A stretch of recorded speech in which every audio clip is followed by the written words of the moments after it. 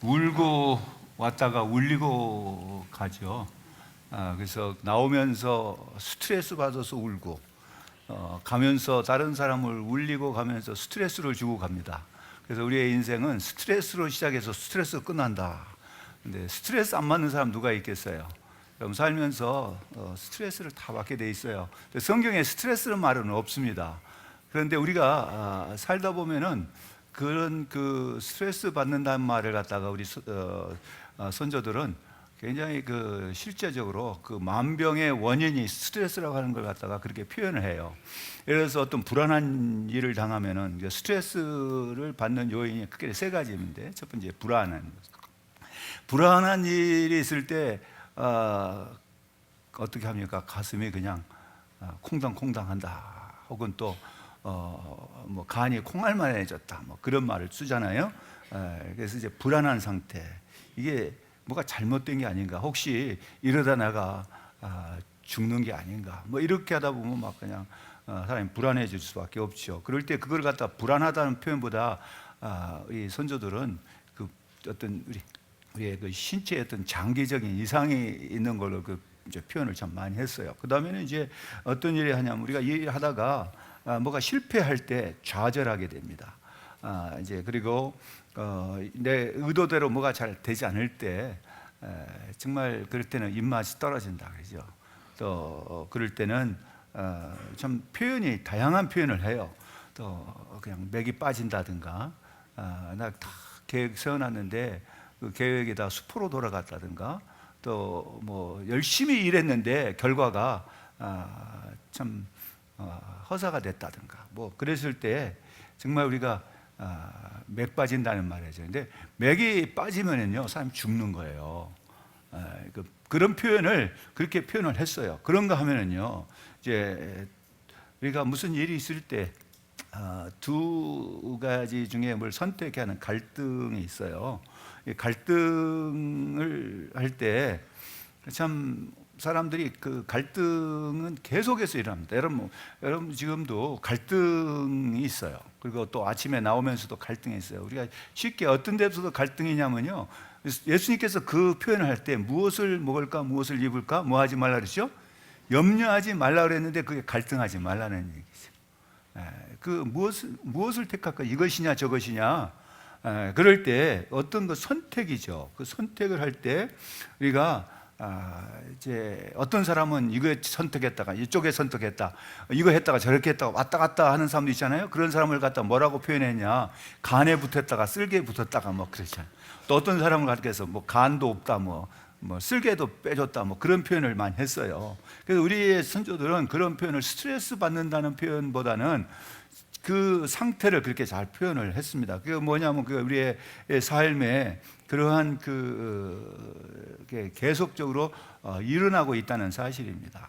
그리고 지금도 우리는 지금 이제 에어컨이 돌아가니까 어떤 사람은 춥다고 하는 사람도 있을 것이고 어떤 사람은 시원하다는 사람도 있을 거예요. 그래서 어떠냐면 어떤 사람 가서 에어컨 끕니다. 그럼 어떤 사람은 시원한데 왜 끄냐 그래요. 그래서 이제 그런 거 가지고 별거 아닌데 작은 일에서부터 스트레스를 받아요. 이제 뭐 우리가 살다 보면은 다른 사람 만나는 것도 스트레스예요. 그리고 이야기하다 보면은 나하고 뜻이 안 맞으면 또 그것도 스트레스를 받아요.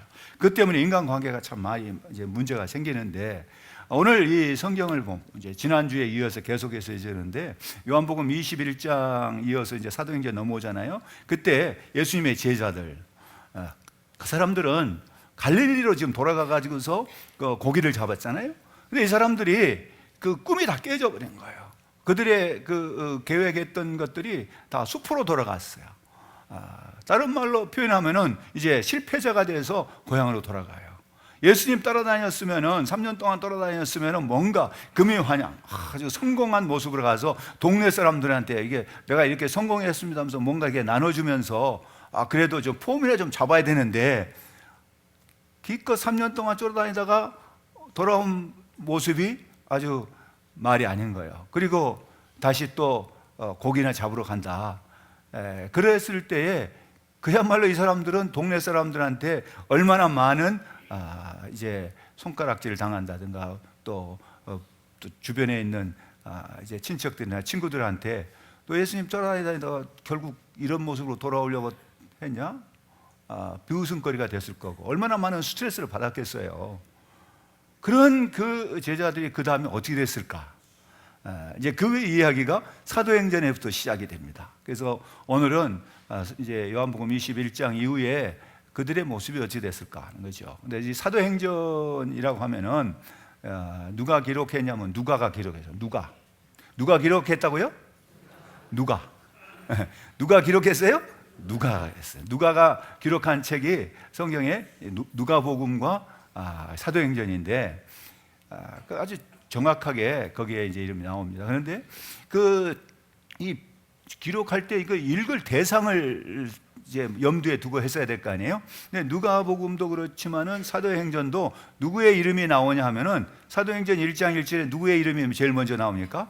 보시면은 데오빌로요. 그게 데오빌로라는 이름이 나와요. 그래서 누가가 이 편지라고 하면 편지고 이 성경을 기록한 목적이 데오빌로라고 하는 사람에게 기독교가 어떤 종교인가를 이제 설명하기 위해서인 거예요. 그래서 누가복음을 보면은 누가복음 1장 3절에서는 역시 그 수신자가 누구냐면 데오빌로예요. 근데 거기는 데오빌로 각하라는 말이 나와요. 각하라는 것은 그 당시에 그 로마 제국의 고위 공직자를 가리켜서 그렇게 불렀어요. 우리도 그 뭐 대통령 뭐 할 때 부를 때 뭐 각하 뭐 그렇게 표현을 하듯이, 근데 각하란 말이 나온 것은 아주 존경스러운 그 사람들을 부를 때 호칭이었어요. 보면은 예를 들어서 벨릭스 같은 경우도 부를 때 사도행전 23장 26절 보면 글라우디오 루시아는 총독 벨릭스 각하에게 문안하나이다, 그런 표현을 있어요. 그러니까 총독을 부를 때 이제 총독이라는 칭호도 썼지만은 각하에게 문안한다. 그런가 하면 사도 바울은 이제 자기를 변증할 때 사도행전 26장 25절에서 이렇게 합니다. 베스도 각하여 내가 미친 것이 아니요 참되고 온전한 말을 하나이다. 그런 걸 봤을 때 이 데오빌로라고 하는 사람은 상당히 높은 위치에 있었던 고위공직자, 말하자면 총독 수준의 그러한 것이었는데, 누가복음에서는 각하란 말을 썼는데 여기에서는 그 각하란 말이 빠졌어요. 그걸 통해서 뭐냐면 이 사람이 지금 현직에서 은퇴를 하지 않았을까 하는 이제 추측도 해볼 수 있고, 또 누가복음에서는 각하라고 했지만 누가복음 기록한 이후에 누가와 이 데오빌로가 굉장히 친근한 관계가 돼가지고서 이제는 그냥 데오빌로라고 정도로 부를 정도로 가까운 사이가 됐다. 그런데 이 데오빌로라는 말은 데오스라는 신이라고 하는 말과 필레오스 그 말이 합쳐진 말이에요. 그러니까 친구, 사랑 뭐 이 말이죠. 그러니까 이제 그래서 이걸 보면은 그의 부모가 얼마나 이제 그 당시에 로마의 그 신을 섬기는데 열심이었을까. 그래서 그대로 하면 신의 사랑, 뭐 신의 사랑을 받는 사람, 또 이제 그런 표현이에요. 신의 친구와 그런 식으로 이름을 데오빌로라는 의미를 갖고 있어요. 그래서 이제 그런 그 데오빌로하고 누가가 가까이 지냈다. 그래서 이 데오빌로에게 이 기독교가 무엇인가, 또 예수가 누구신가, 이걸 갖다가 설명하기 위한 거다. 이제 쉽게 얘기하면 또 이 데오빌로가 이제 누가하고 가까워 가지고서 궁금할 수 있어요. 자기들이 믿는 그 신하고 너가 믿는 그 신은 뭐가 다른지, 또 어떤 면을 나에게 좀 알려달라든가 뭐 그 요청이 있었을 거라고 생각해요. 그래서 이 누가는 데오빌로에게 그러한 기독교의 가장 핵심적인 교리를 잘 알기 쉽게 기록을 했어요. 그래서 1절부터 3절까지는 예수가 누구신가에 대한 복음의 특징을 아주 간략하게 잘 요약해서 설명을 하고 있습니다. 그리고 그가 어떻게 보면은 또한 요즘에 우리 교회로 말하면 새신자 같아요. 그래서 이제 기독교에 입문한 이제 그러한 신자라고 했을 때는 교육적인 의미로서 이걸 갖다 썼다로 볼 수 있어요. 그래서 이것은 우리에게도 굉장히 중요한 의미를 가지고 있어요. 그래서 사도행전이 우리에게 주는 의미는 데오빌로만이 아니라 이거는 하나의 그 대표적인 이름이지만 그 이후에 교회와 그 교회에 소속되어 있는 우리 성도들에게 주고 있는 하나의 교육적인 내용, 그리고 또 기독교가 무엇인가를 교리적으로 우리에게 가르쳐주는 그러한 내용이다라고 볼 수 있습니다. 그래서 이 누가는 이 사도행전을 가리켜서 이제 어떻게 우리에게 설명을 하고 있느냐 하면, 이 누가복음, 누가가 기록했기 때문에 사도행전을 이해하려면 누가복음이 어떻게 끝을 맺느냐를 이해할 필요가 있어요. 그래서 누가복음의 끝은 사도행전의 시작이다라고 보면서 일명 사도행전을 갖다 누가복음의 후편이라고도 얘기를 합니다. 그래서 누가복음에서 무엇을 강조하고 있느냐 보면은 누가복음 마지막 장 24장인데요. 한번 24장을 넘겨봅시다. 누가복음 24장 마지막 부분을 보시면은 거기에 이제 그 49절 한번 같이 읽어보겠어요. 49절, 누가복음 24장 49절 같이 읽어봅시다. 볼지어다 내가 내 아버지께서 약속하신 것을 너희에게 보내리니 너희는 위로부터 능력으로 입혀질 때까지 이 성에 머물라 하시니라. 지금 무슨 말씀하시냐면, 이렇게 이제 누가복음이 끝나고 사도행전으로 넘어가는데, 내가 내 아버지께서 약속하신 것을 너희에게 보내리니 너희는 위로부터 능력으로 입혀질 때까지 이 성 예루살렘에 머물라, 그게 했어요. 그러니까 예루살렘은 떠나지 말라 그랬던 거예요. 근데 이 제자들은 이 말씀을 그냥 듣고 그냥 그런가 보다 하고 그 말씀대로 지키지 못한 거예요. 그리고 어디로 가버렸어요? 요한복음 21장 보니까 갈릴리로 가가지고서 뭘 합니까? 다시 고기 잡아 옛날 생활로 돌아가 버렸단 말이에요. 떠나지 말라고 했는데 예수님께서 약속하신 거, 내가 이걸 보낼 테니까 그때까지 너희가 떠나지 말라, 그 말씀을 하셨는데, 제자들은 그거 말씀은 그 말이고, 우리가 이제 이곳에 있을 수가 없다. 왜 그곳에 있을 수가 없냐?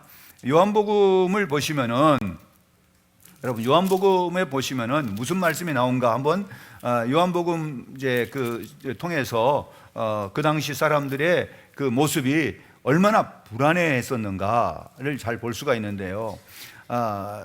제자들이 모였을 때에 요한복음 20장을 한번 봅시다. 요한복음 20장을 보시면은 요한복음 20장 19절 한번 읽어봅시다. 요한복음 19장 20절을 보시면 뭐라 했습니까?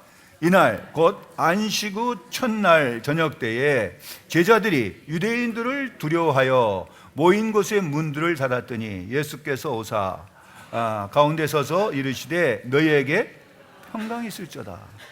그 사람들이 어떻게 하고 있어요?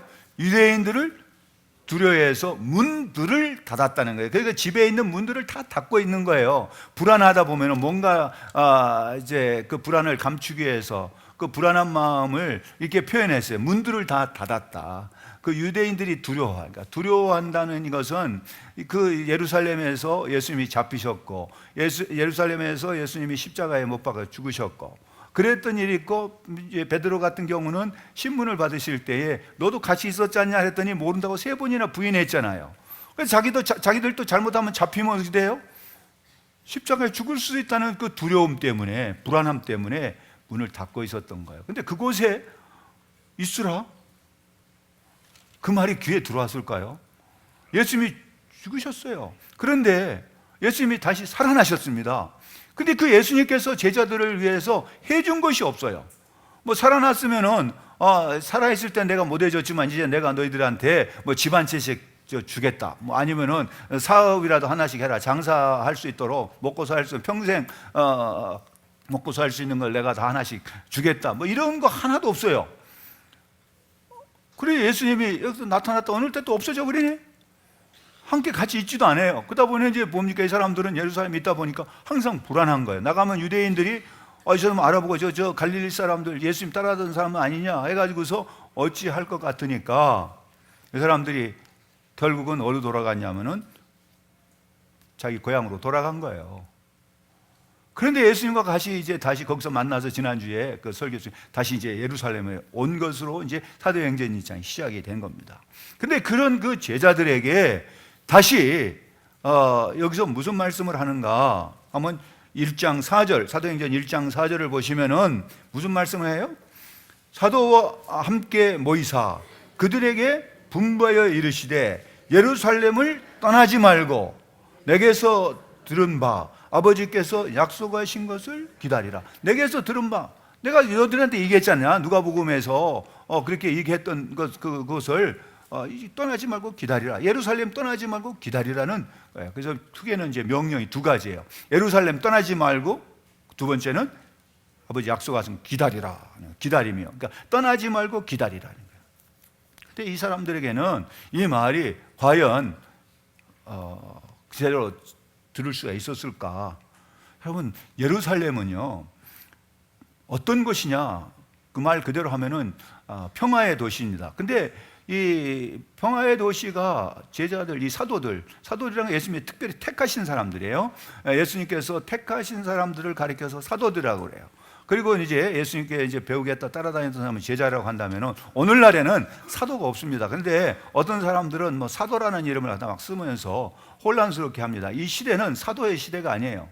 그리고 이제 어떤 사람들과 거기다가 신자를 붙여가지고서 새로운 이제 사도 시대, 신사도 시대다 뭐 그렇게 하는데, 그거는 예수님께서 그 친히 택하신 사람들, 선택한 사람들 가리켜서 사도라고 해서, 그건 특별히 그 당시에만 주어졌던 칭호지, 지금에는 사도란 말을 아무한테도 쓸 수가 없습니다. 아무리 그 사람이 어떤 능력 있고 뭐 한다 해도 그 사람은 사도라고 할 수가 없는 거예요. 근데 어떠하네, 그 사도들에게 예수님께서 무슨 말씀하냐면은 예루살렘 떠나지 말라는 거예요. 근데 예루살렘은 그들에게 평화의 도시가 아니에요. 그들에게는 실패의 도시고 죽음의 도시고, 또 그곳은 그들에게 있어서는 불안한 도시예요. 하루라도 빨리 떠나고 싶은 것이지 그곳에 머물러 있고 싶은 것이 아닙니다. 여러분, 그런 제자들에게 예수님은 그들의 속을 아는지 모르는지 예루살렘 떠나지 마. 또 내가 너희들한테 얘기했지 않냐? 그럼 내게 들었던 바 아버지 약속하신 것을 그 받을 때까지 여기 이것이 있어. 너희들 과거처럼 다시 그 고향으로 돌아가는 일, 그런 일 하면 안 돼. 그리고 여기 있다가 두려우니까 도망갈 궁리하지 말고 그런 계획 세우지 말고 이 두려움 속에서 그냥 그대로 있어. 여러분, 그 말이 제대로 들어올까요? 여러분, 이거는 그 다음에 이게 뭡니까? 선택의 문제예요. 이들에게 엄청난 또 다른 새로운 스트레스예요. 머물러 있어야 되냐, 떠나야 되느냐.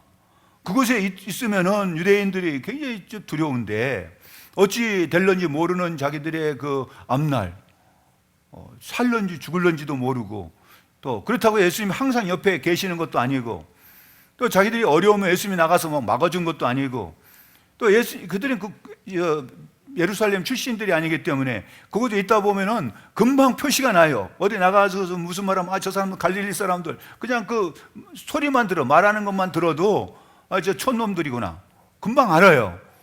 그러면 그것 때문에 또 스트레스를 받는단 말이에요. 그래서 나가면 자기들의 표시를 안 나타나고 싶어도 또 친구도 없지. 그곳에는 누가 어디 머물러 있을 만한, 그런 오래 있을 만한 데도 없지.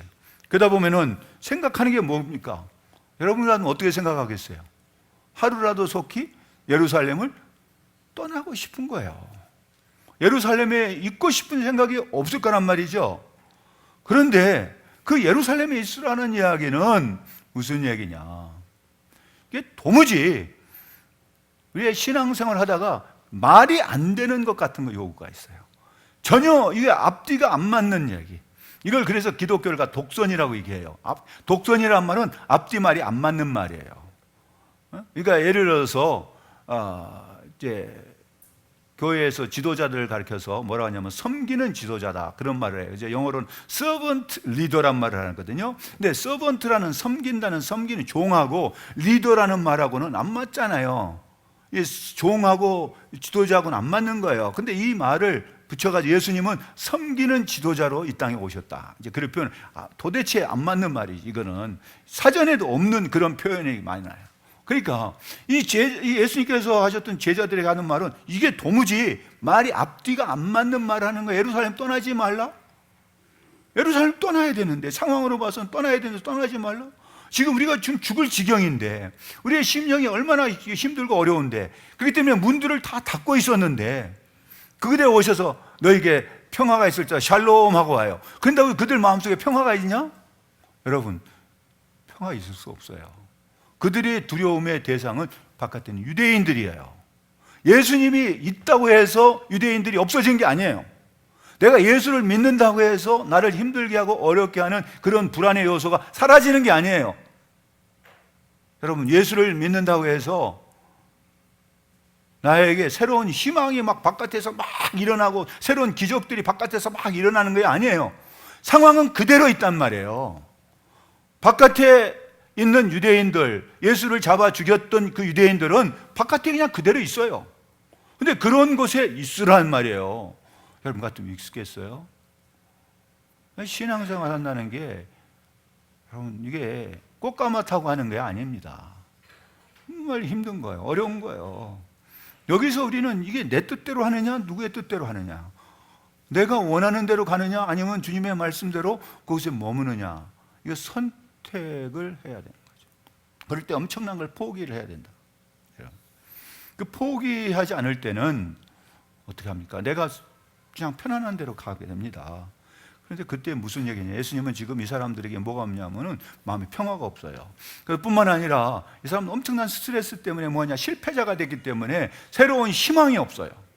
뭔가 하고 싶어하는 의욕이 생기지 않았어요. 뭔가를 새로운 일을 해야 되겠다고 손에 일이 안 잡혀요. 맥이 빠져버린 거예요. 쉽게 말하자면은 그런 이제 상황이고, 무슨 기운이 나야지. 그리고 바깥에 나가면 심장이 벌렁벌렁거리고, 혹시 또 나를 죽이는 게 아닌가, 또 저 사람 나를 알아보는 게 아닐까, 지나가다가도 그냥 뭐 있으면 고개 숙이고 지나가지, 얼굴을 마주치면 혹시 나를 아는 게 아닐까, 그래가지고 막 심장이 벌렁벌렁, 갔다 와가지고 그냥 밥을 먹으면 밥맛도 없고 막 배도 아프고 막 별일 다 생기는 거예요, 이 안에. 그런 상황에서 예수님은 그들에게 뭐라고 말씀하셔요? 예루살렘을 떠나지 말라. 여러분, 예수님께서 명령하실 때는 약속과 함께 갑니다. 예수님의 명령은 명령으로 끝난 것이 아니라 그 명령 다음에는 분명한 약속이 있었어요. 근데 그 약속은 그들에게 뭘 주냐면 희망을 주는 거예요. 그들에게 있어서 새로운 삶의 출발점을 말씀하고 있는 겁니다. 근데 그걸 몰라요. 그들은 그게 뭔지를 모르고 지금 한번 생각해 보세요. 이게 임하면은, 어제 약속하신 것이 임하면 무슨 능력이 임한다. 이게 능력이 뭔지를 몰라요. 우리말에 그런 거 있잖아요. 뭐 잔치집에 가서 잘 먹으려고 3일 굶었더니 죽었다는 말이 있어요. 여러분, 이제 며칠 못 돼서 뭐 성령으로 며칠 후의 일은 난 모르고, 그거보다 지금 당장에 내가 죽을 지경인데 무슨 몇 날 후에 그것까지는 나는 모르겠다. 그런 식이에요. 그래서 빨리 이 상태에서 벗어나고 싶었는데 예수님께서는 그들에게 뭘 말씀하냐면은 희망의 메시지를 주는 거예요. 새로운 인생의 출발점을 가르쳐 주고 있는 거고, 쉽게 얘기하면은 스트레스를 한 방에 팍 날릴 수 있는, 그들의 근심 걱정의 모든 원인을 딱 제거할 수 있는, 그게 바로 뭐냐면 예루살렘을 떠나지 말고, 새로운 스트레스를 주면서 약속을 줬어요. 근데 그게 우리가 이해를 못하는 거죠. 새로운 스트레스인데 그야말로 이거는 무슨 희망이냐 할 수 있죠. 여러분, 토마스 칼라일은 그런 얘기를 했습니다. 인간은 희망의 기초를 두고 사는 존재다. 그래서 내가 내 모든 소유를 다 빼앗긴다 해도 나는 희망만큼은 잃어버리고 싶지 않다. 그렇게 얘기했어요. 희망이 없는 사람은 살아있으나 죽은 사람이에요. 여러분, 희망이라고 하는 거는요, 소망이 있는 거예요. 여러분, 이 사람이 살 때 무슨 힘으로 사느냐, 뭐 밥심으로 사는 게 아니고요. 사람이 사는 것은 희망으로 사는 거예요. 제가 몇 차 얘기했잖아요.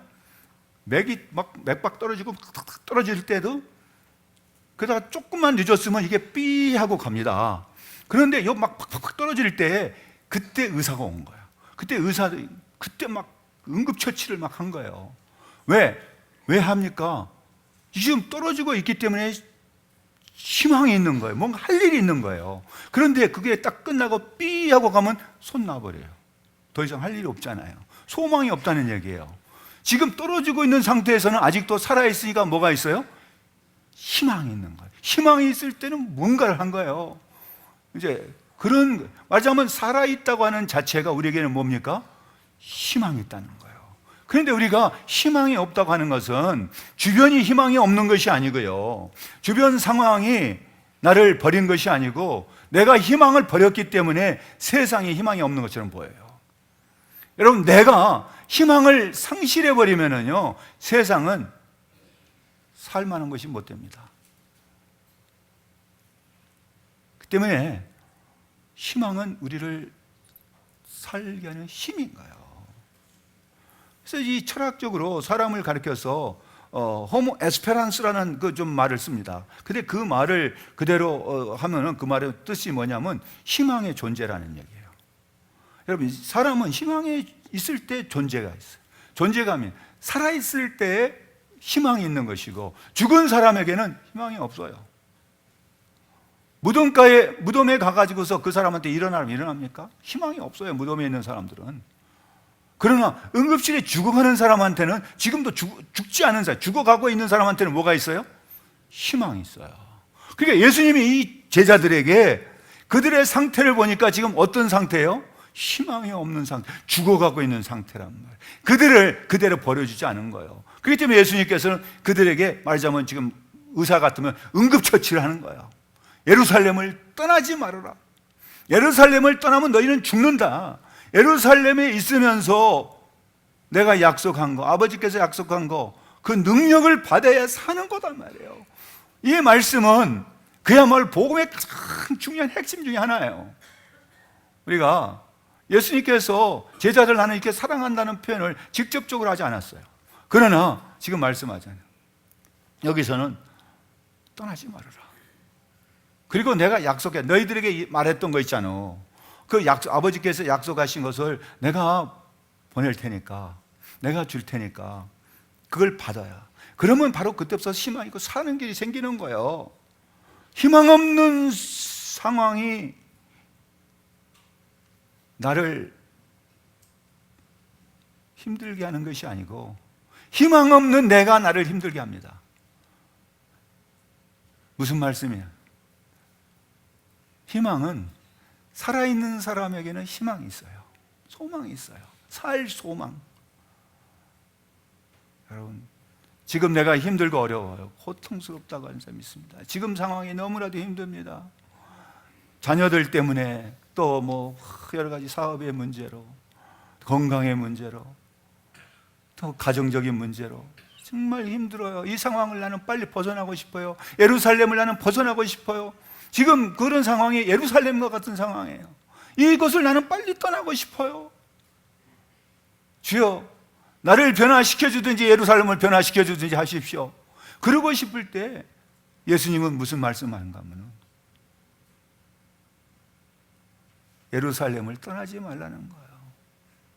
예루살렘에 얼마나 힘들고 어려운 상황인 걸 뻔히 아시는 주님, 본인이 거기서 얼마나 고난을 당하셨고 얼마나 모멸을, 수치를 당하셨습니까?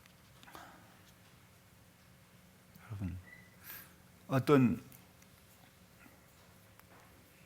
장로님이 그런 얘기를 해요.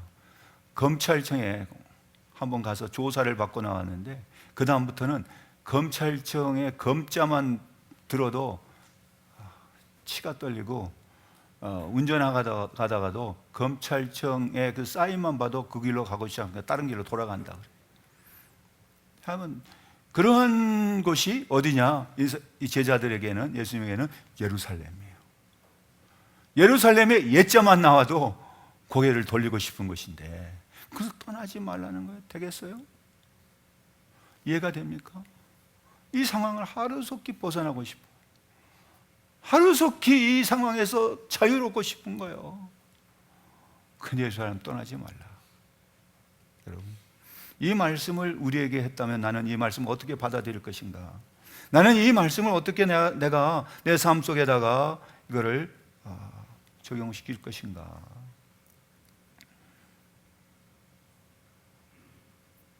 참으로 이 제자들에게 예수님께 말씀하실 때는, 다시 말씀드리지만은 그들에게 뭘 주었냐면 희망을 주신 거예요.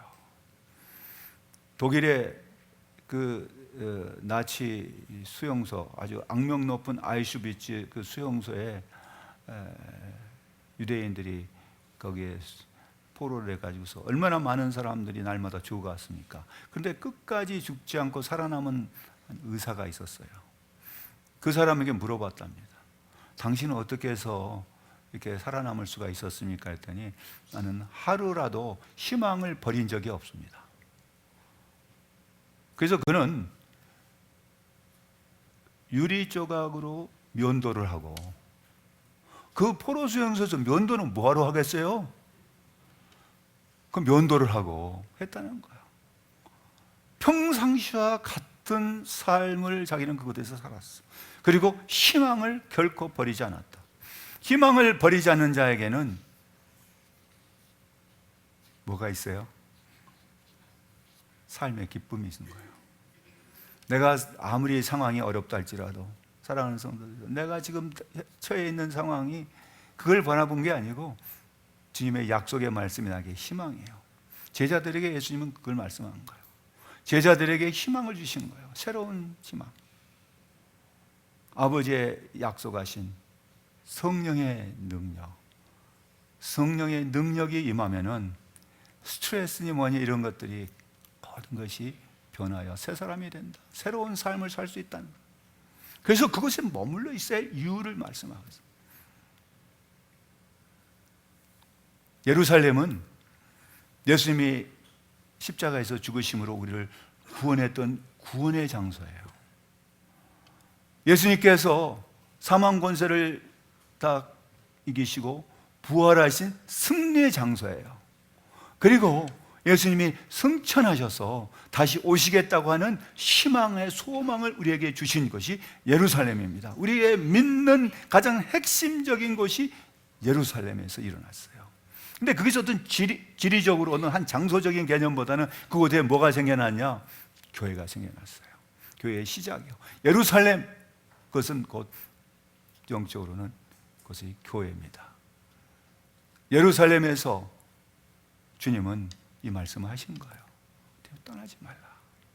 우리가 신앙생활을 하다가 어렵다고, 주님은 나를 위해서 해주신 게 뭐냐고, 제자들이 불평처럼 그럴 수 있을 거예요. 아마 우리가 그렇게 따라다녔는데 나에게 예수님은 뭘 해주셨냐? 내가 이 많은 걸 포기하고 예수님 나를 위해서 해주신 게 뭐냐? 내가 이렇게 했는데 나한테 남은 거는 병이고, 나한테 남은 거는 내 삶의 쪼들림이고, 내가 이렇게 많은 걸 희생하고 나름대로 했다고 했지만 다른 사람의 조롱을 받고 결국 나한테 남은 거는 뭐냐? 인생의 실패자의 모습밖에 아니지 않느냐? 그럴 수 있어요. 그 사람을, 그 제자들을, 그 사도들을 예수님은 결코 외면하지 않는다는 거예요. 그들을 찾아서 그들과 함께 계시면서 그들에게 하신 말씀이 뭐냐? 예루살렘 떠나지 말아라. 그건 내가 약속한 것은 너에게 보낼 때까지. 그리고 내가 보내는 그 약속의 성령을 너희가 받으라는 거예요. 그래서 5절을 읽어봅시다. 1장 5절 뭐라고 하십니까? 예수께서 요한의 물로 세례를 베푸서 너희는 몇 날이 못되어 성령으로 세례를 받으리라 하시니라. 성령으로 세례를 받는, 세례는 말이죠, 그 표는 죄시스의 표라고 하지만은 예수님과 함께 죽었고 예수님과 함께 살았다고 하는 표예요. 세례는 나는 예수님과 함께, 이전 나의 모습은 죽었고 이제 나는 새롭게 산다고 하는 게 세례입니다. 새로 구원받다는 표예요. 그런데 그것은 뭐냐? 하나님의 자녀가 되는 권세를 갖는 거예요. 그렇기 때문에 이 세례라고 하는 것은 인침이에요. 너는 내 것이라고 하는 인침이에요. 그 소유물에 대해서 자기의 도장을 찍는 거예요. 성령의 세례는, 내가 보기는 세상에서 볼 때는 이 사도들처럼 다 실패자고 볼 것 없고 그야말로 만물의 찌꺼기같이 됐다 할지라도 하나님은 그 사람을 가리켜서 너는 내 것이라고 도장을 찍은 것이 성령의 세례예요. 사랑하는 성도들이요, 세상 사람이 나를 뭐라 하든지 저는 이 믿음 가지고 삽니다. 주님은 너는 내 것이다 하고서 도장을 찍었단 말이죠. 그렇기 때문에 우리는 예루살렘을 떠나지 않아야 돼요. 언제까지 떠나지 않아야 됩니까? 성령의 능력을 힘입을 때까지. 그런 다음에 떠나야 돼요. 거기서 계속해서 머물라는 얘기 아니에요. 그 다음에 것은 다음 얘기하지만은 여러분 그때까지 1장 8절에 뭐라고 그랬습니까? 그래서 보세요. 그래서 예수님께서 그 제자들에게 이런 말씀하잖아요. 오직 성령이 너에게 임하시면 너희가 뭘 받아요? 권능을 받고, 그 다음에 예루살렘과 온 유대와 사마리아와 땅끝까지 이르러 내 증인이 되리라. 예루살렘을 떠나지 말고 그랬는데 성령의 권능이 임하면 그들이 뭘 해야 됩니까? 이제 예루살렘을 떠나야 되는 거예요. 예루살렘을 그냥 거기서 계속 있으라는 게 아닙니다. 이게 교회의 본질적인 사명이에요. 그래서 여기에서 뭘 가르쳐 주냐면은 예수님께서는 복음의 핵심과 교회의 본질적인 사명이 무엇인가를 가르쳐 주고 있어요. 여기가 조싸우냐고 여기 막 계속 있는 건 아니에요. 이 제자들 언제까지 있어요? 성령의 능력을 받았어요. 능력이 임하면은 저희들이 두려워했던 거, 유대인들을 두려워해서 문을 닫고 있던 그들이 성령의 능력으로 완전히 새로운 사람이, 완전히 새로운 모습이 돼요. 희망이 없던 사람들이, 하고 싶은 의욕이 상실했던 사람들이, 그야말로 자기들이 할 일이 무엇인지를 몰랐던 사람들이 성령의 능력을 힘입고 성령의 인침을 받았고, 그랬을 때 그들의 삶은 전혀 다른 모습이 된다는 겁니다. 그렇기 때문에 예수님이 말씀하시는 거예요. 예루살렘을 떠나지 말아라. 지금 힘들고 어렵다고 해서 신앙에서 떠나지 말아라.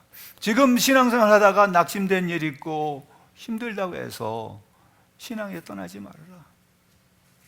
얼마나 많은 사람이 떠났어요. 바울도, 데마도 세상을 사랑해서 떠났고 떠났어요. 많은 사람들이 힘들 때 떠났어요. 그런데 오늘 이 말씀 속에서 우리가 배워야 할 것은 정말 사랑하는 성도들이요,